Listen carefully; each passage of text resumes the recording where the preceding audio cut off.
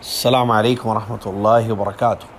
الحمد للہ رب العالمین والصلاة والسلام علی رسولہ الامین، اما بعد۔ معزز سامعین، آج 3 رمضان المبارک 1442 ہجری مطابق 15 اپریل 2021 عیسوی آپ کی خدمت میں یہ رمضانی نصیحتوں کی کلپ پیش ہے، جس کا موضوع ہے سنت اور اس کے فائدے، سنت نماز اور اس کے فائدے۔ محترم سامعین، آپ اچھی طریقے سے جانتے ہیں کہ اللہ تبارک و تعالیٰ نے ہم سب پر 5 وقتہ نمازوں کو فرض کیا ہے: فجر، ظہر، عصر، مغرب اور عشاء۔ یہ سب فرض نمازیں ہیں جو اللہ تبارک و تعالیٰ نے ہم پر فرض کی ہیں، اور اس کی قیامت کے دن پوچھ ہوگی اور سوال ہوگا۔ اللہ تعالی ہم سب کے لیے آسانی فرمائے، اللہ ہم سب کو نمازوں کا پابند بنائے۔ سنت نماز کا مطلب یہ ہوتا ہے فرض نماز کے علاوہ، جن کو عربی زبان میں یا احادیث میں نوافل کہا گیا ہے۔ نفل کہتے ہیں زیادہ نماز کو، جو فرض نماز کے علاوہ نماز پڑھی جاتی ہے اس کو نوافل کہتے ہیں۔ نوافل میں عربی زبان میں 2 قسمیں ہیں، ایک سنت موقدہ، ایک سنت غیر موقدہ۔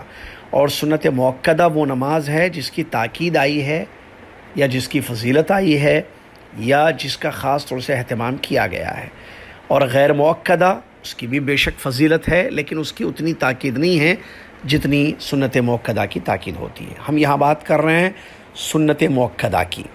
سنت موقدہ شب و روز میں 12 رکعت سنت موقدہ احادیث مبارکہ اور صحیحہ سے وارد ہیں، جس کی فضیلت بھی ہمیں حدیثوں میں ملتی ہے۔ آئیے اس کے بارے میں سنتے ہیں۔ 12 رکعت جو سنتیں ہیں وہ اس طریقے سے ہیں۔ سب سے پہلے فجر کی 2 سنت جو فرض سے پہلے پڑھی جائے، اس کے بعد ظہر سے پہلے 4 رکعت سنت، پھر ظہر کے بعد 2 رکعت سنت، پھر مغرب کے بعد 2 رکعت سنت، پھر عشاء کے بعد 2 رکعت سنت۔ اگر آپ کاؤنٹ کریں تو یہ پوری 12 رکعت ہو گئی۔ فجر سے پہلے سنت ہے تو فجر کی فرض سے پہلے آپ کو یہ پڑھنی ہے۔ اگر کسی کو یہ نماز سنت چھوٹ جائے تو وہ فجر کی فرض نماز کے فوری بعد یا سورج طلوع ہونے کے بعد اس سنت کو ادا کر سکتا ہے۔ اسی طریقے سے اگر کسی کی ظہر کی پہلی کی سنتیں جو فرض سے پہلے پڑھی جاتی ہیں 4 رکعت 2 رکعت، تو اگر کسی کی چھوٹ جائیں تو وہ بعد میں بھی اس کو پڑھ سکتا ہے۔ حتیٰ کہ اگر کوئی بھول جائے تو عصر کے بعد بھی ظہر کی سنتوں کو ادا کر سکتا ہے۔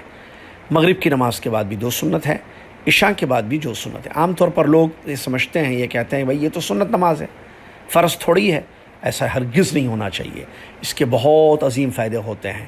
ان میں سے ایک سب سے بڑا فائدہ جو احادیث سے ثابت ہے وہ یہ ہے کہ ان سنت نمازوں سے اللہ تعالیٰ انسان کے لیے جنت میں محل بنائے گا۔ جو 12 رکعت سنتوں کی پابندی کرے گا، جس کا ذکر ابھی آپ کے سامنے کیا گیا ہے، تو قیامت کے دن جنت میں اس کے لیے محل تعمیر کیا جائے گا۔ اللہ اکبر۔ دنیا میں گھر بنانے کے لیے انسان اپنی دنیا بھر کی دولت لگا دیتا ہے۔ آپ اور اب میں اگر ہم ان سنتوں کی حفاظت کریں گے، ان سنتوں کو پابندی سے پڑھیں گے، تو اس کے بدلے اللہ تبارک و تعالی ہمیں جنت میں محل بنائے گا۔ اللہ اکبر۔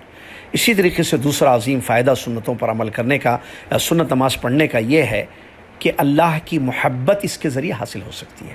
مطلب میں اور آپ اللہ کے محبوب بن جا سکتے ہیں، کیونکہ حدیثوں میں اللہ کے نبی علیہ السلام نے ارشاد فرمایا، ایک حدیث ہے جو حدیث قدسی ہے، اللہ تعالیٰ بیان فرماتا ہے میں نے بندے پر جو چیزیں فرض کی ہیں اس کے علاوہ سنتوں کے ذریعے وہ میرے قریب آتا رہتا ہے، یہاں تک کہ جب وہ میرے قریب آ جاتا ہے تو پھر میں اس کا کان بن جاتا ہوں جس سے وہ سنتا ہے، میں اس کا ہاتھ بن جاتا ہوں جس سے وہ پکڑتا ہے، میں اس کا پیر بن جاتا ہوں جس سے وہ چلتا ہے، وہ مجھ سے مانگتا ہے تو میں ضرور دیتا ہوں، کسی چیز کی پناہ طلب کرتا ہے تو میں اس سے ضرور اس کو پناہ دیتا ہوں۔ یہ فائدہ ہے کہ انسان اللہ کا محبوب بن جاتا ہے اور اللہ تعالیٰ کی مدد اس کے شامل حال ہوتی ہے۔